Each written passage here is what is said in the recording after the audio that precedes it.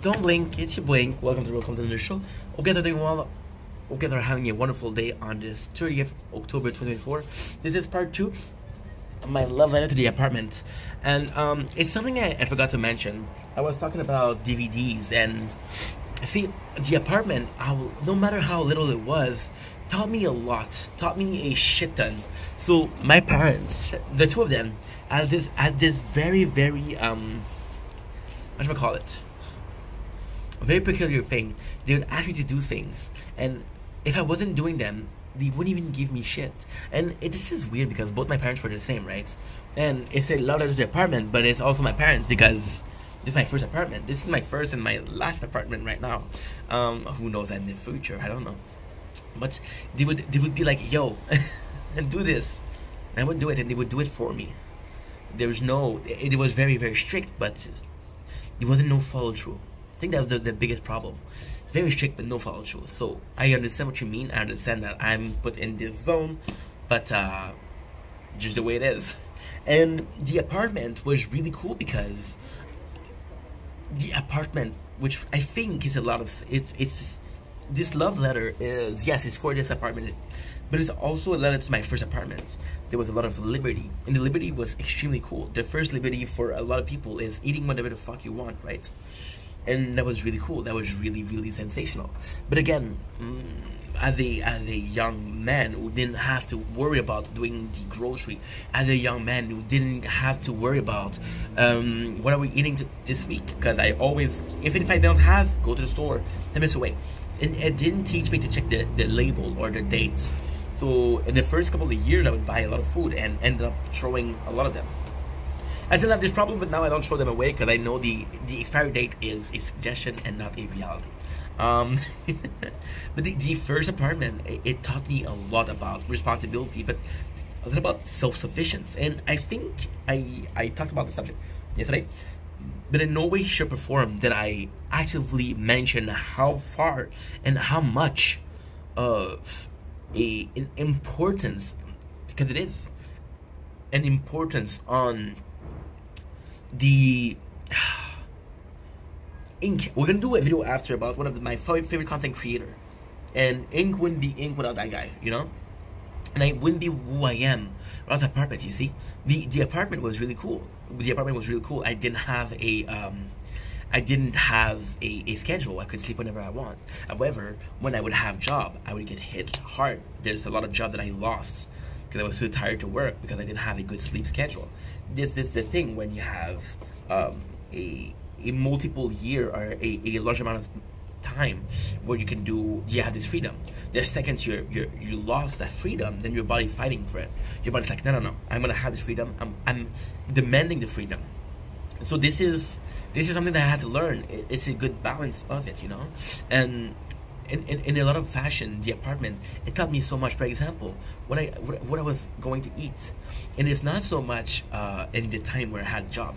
The time that I didn't have a job, okay, what are you gonna eat? You have this budget, and the best thing I can tell you, and this is, you see, the apartment, my love letter to the apartment isn't necessarily a love letter. And I mentioned this yesterday, and I don't think a lot of people got it. But a love letter, it's weird to fall in love with these 4 walls, right? But it's more than 4 walls, it's me. For example, the budget for food. You think I gave a fuck about the budget? No, I didn't.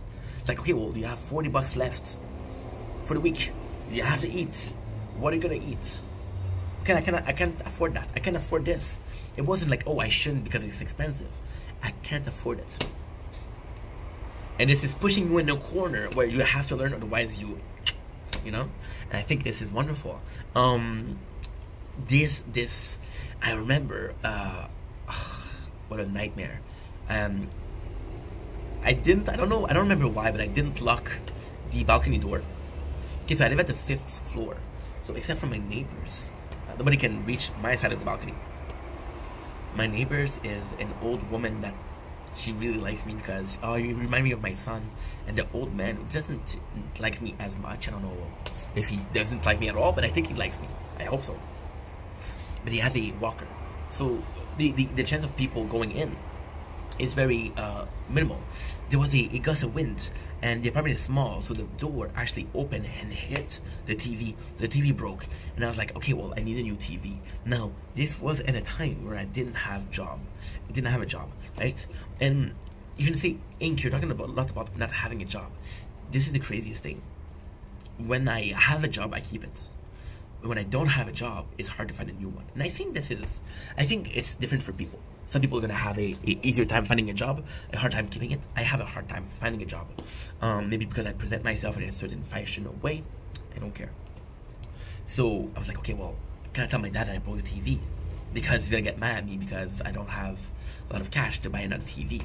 So my father, who had a car and I didn't, I needed to buy a TV. And you see, a lot of people, and I got a really cute message by I Meet My Salad. Shout out to I Meet My Salad. I Eat My Salad. And she was saying, oh, I'm so proud of you. Maybe him or her, I don't know. I'm so proud of you because you went out of your way for being anxious and going to last week we did a Halloween event, and I'm still not very shy, but very reserved. So it was a triumph. But then I was like, okay, well, you need a fucking TV, dude. You need a fucking TV. You need it now. So I would go on my skate, and the reality is, I would often go to Walmart on my skates. It was a 45 minutes, 50 minutes. I would do grocery shopping, and I would go to Walmart to get some Wi-Fi. I was on my skates, right? And the funny part is, that time I bought a TV, which was I think it was $300 for a flat screen TV that we still have today. And I had to hold it doing a skateboard. Yeah. That was not the funny thing, but I had to do it. I was like, you don't have a choice. So I went. See, the apartment, in a lot of ways, was like, this is my space. It taught me so much.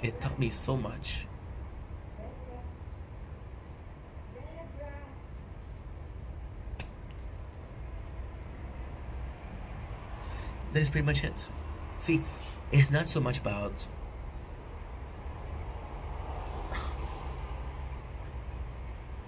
it's weird.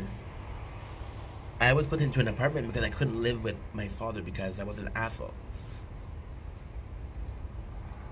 The apartment, I think the biggest, not necessarily struggle, but the biggest challenge is learning to live with yourself. It's easy to say I can live with myself. It's super hard to do.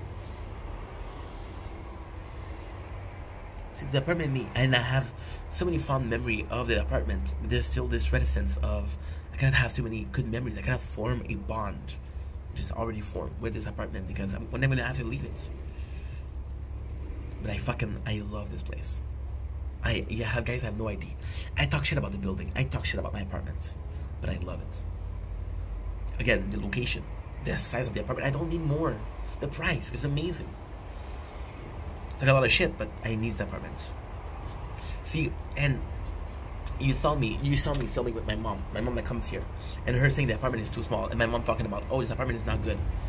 And I get kind of defensive because ultimately speaking, your apartment, your house, is an extension of yourself. Anywho, apartment, I love you. Have a good evening, have a good morning, take it easy, peace.